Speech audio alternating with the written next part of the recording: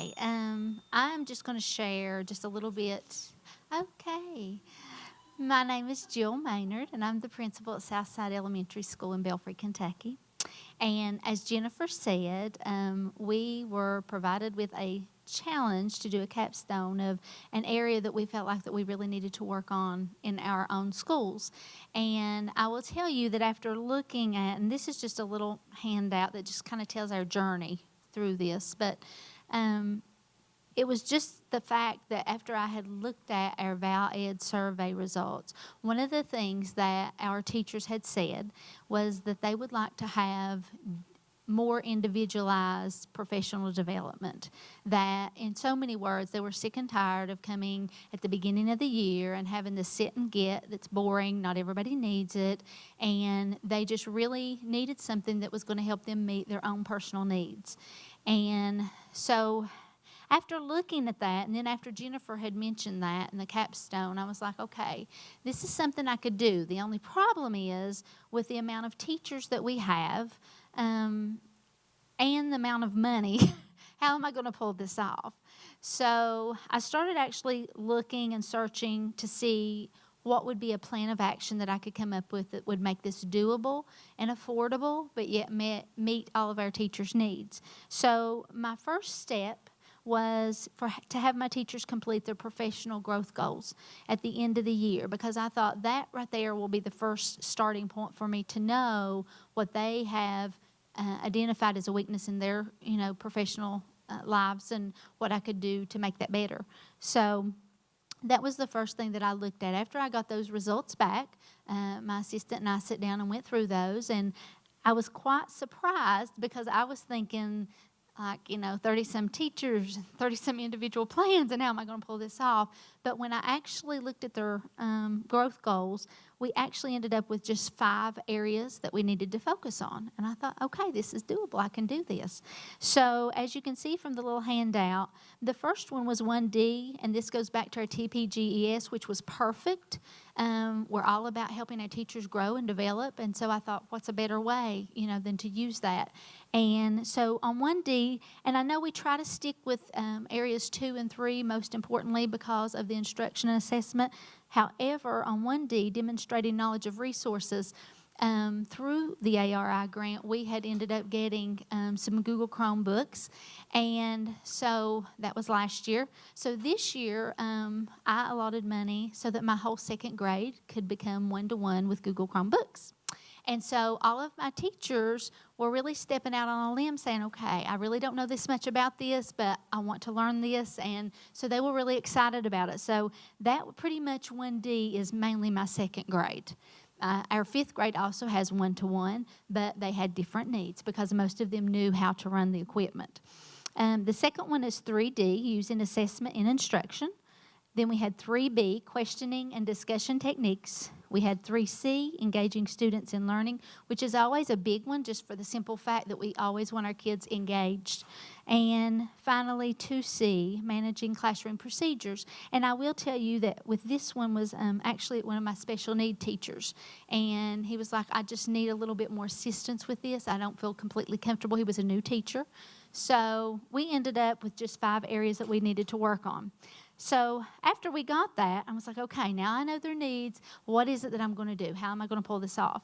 So I actually planned beginning of the year professional development sessions. And once again, instead of just doing the humdrum stuff, I started looking for how can I find these areas for these teachers. I actually went ahead and branched out and invited our area elementary schools, since we were elementary, if they would do or use the same information from their teachers, and if they wanted to come over and join us, then we could set up like a area-wide PD for the teachers. So actually that's what we ended up doing. And I will tell you that after I started looking, I was really surprised at the amount of free resources that we really do have at our disposal. We have KVEC, which I will be honest and say that they have been a wonderful asset to our school, all of them, so many different areas. KDE has a lot of awesome people that I've worked with, KEDC, and we actually, even within our regions and districts, have those experts that we can bring in that actually have that knowledge that we need. So after we did that, then I realized, okay, I've got most of this covered, but there's still some areas that I don't have. I need to look a little deeper. I've used all my free resources. Now what am I going to do? So we ended up going ahead and looking, and I found PIMSR, which is a wonderful resource if you've not ever utilized them. They do cost money, but they are well worth what we spent. And so we had them come, and I will tell you that this has probably been, our opening day was just extraordinary. That was the first time that I had ever seen, and even not just my teachers, but the teachers from the other schools, the excitement of ready to go back to the beginning of the year. This is exactly what I need. And I mean, throughout the whole day, they were like, I'm so glad you all did this. Finally, something I can use. Do you know I can do this when I go back? I'm going to do this when I go back. I mean, it was just the whole day of excitement. And I thought, you know what? I think I've done something right finally. So that was the start, actually, of that. And then after we did that day, and I went back, I had the teachers all do a reflection because I wanted to know how they felt that they had, you know, what they had learned that day or how that was going to impact their classroom instruction and actually what were going to be our next steps. Because now that you've got that, what other PD do you need? What other things do I need to be looking for? So then the hard work really began, because that's going to be for the whole entire year. I've got to figure out what everybody can do and what they need and where I can get it. So I went ahead to organize their professional development for the whole school year, and trying to make sure that it wasn't interrupting too much class time, but yet providing that time during the school day, because I know those people have a life outside the school, and I'm not going to take up that time. They have families and they have other lives outside. So my job was to make sure that I could do as much job-embedded PD as possible, that during our PLC time, we use that time wisely to get substitutes to come in and give us relief time. And so actually, I have to tell you that this probably, now that I look back, this is the best thing that I've ever done. And there's no way I would ever go back to doing it the old way, because it's just not effective. And so I'm not going to go through every single thing, but I will tell you that on this handout, I did go through each of the categories and give you all the different sessions that our teachers did attend, who and all they were involved with during those sessions. And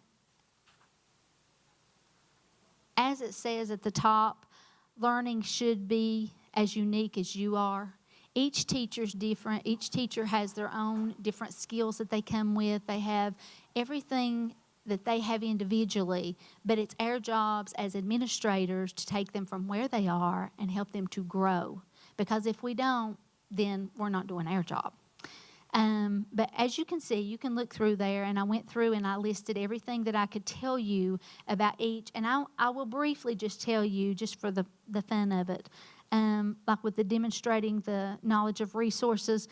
Since it was Google, we got KVEC to come, Andrew Castle. He did a fabulous job of going through and sharing all the different aspects of it, what were ways that they could improve their instruction, what were things that the children could learn. And I would love, I should have done like a video clip or whatever and showed you like our second grade children doing their presentations that they've learned to do. They have their own Google Classrooms. They do their assessments through it. The parents can tap into it and look at it at any time, see what their children are doing. We have a private Facebook pages set up, and our teachers actually post their videos in that so that the parents can see their children presenting their information. They see them working on the research, and it is wonderful. I would give anything if I had something like that when I was in second grade. So I know that my babies are going to be prepared as far as technology. They're learning about research. They're learning how to create their own PowerPoint presentations. They put video clips in it. They put music in it. They put, everything that you could think of. They're able to do that. And our teachers have learned. And also, we also had a group come from Cumberland Middle School, a group of experts with Google Classroom as well, probably a little bit of a higher level, which really helped my 3rd through 5th grade teachers. And So they were a very good resource for us. As far as the assessment and instruction, I will tell you that we have several teachers that through our district had participated in the MDC. Now we have trainers, teachers that are trainers that go and visit other schools, and then they have people come and observe them. And so they have shared with the teachers in that group, like the formative assessments and how they're implementing those. We also did a book study, Checking for Understanding Formative Assessment Techniques for Your Classroom by Douglas Fisher. And again, we made time during the school day. We would read those chapters, come in and meet, talk about them, talk about the strategies, go observe each other doing the strategies. And so that has been very beneficial. Our questioning and discussion techniques group, we had Kim Sargent come to teach us the QFT. And I will tell you, when she first came, she was like, you know, I've done this with middle school, maybe even 5th grade, but when you're talking about kindergarten kids and 1st grade kids, I don't know. We're going to have to look at this. But you know what? Again, they did an awesome job with it. She came in. She would train us. We would go into the classrooms. We would observe each other. As far as the teachers, am I okay on time? Oh, I'm over. And anyway, it was just a very good learning experience for our teachers. Our kindergarten and 1st grade teachers did an awesome job. We actually had Dan Rothenstein come and visit our school, and our teachers had an opportunity to meet him, the man that created it. So that's been wonderful. Our engaging students in learning, we did the Kagan strategies. Stephanie Harmon came for that, and she would come like every 3 months, teach us 3 to 5 new strategies. Our teachers would implement those into instruction. They would bring back work samples, video clips, pictures to show how they had actually implemented that, and then she would teach us new strategies. And so by the end of the year, we should actually have 21 new student engagement strategies that we are using in our classrooms. And then the managing classroom procedures. This teacher has done a book study as well and has went to visit other classrooms out of the district to learn new strategies, and he now is implementing those into his classroom instruction. So step 4 is, what does the future hold? And I will tell you that as I reflect back on this year, I will tell you that even though everybody has different skill sets, this has been the most fantastic year for us as far as professional development is concerned. I have to be honest with you, all the feedback that I have received from them, even though I've not done my end of the year survey with them yet, I know that it was effective just from the feedback that I have received. And I will tell you that without a doubt, I've learned there's no better way to provide professional development for my teachers, which is exactly what they want, what is personal for them. And I will tell you that probably this is my favorite quote, and this is what I'll close with. Insanity is doing the same thing over and over and expecting different results, but we have to stop that insanity because it's not going to change unless we change. So, thank you.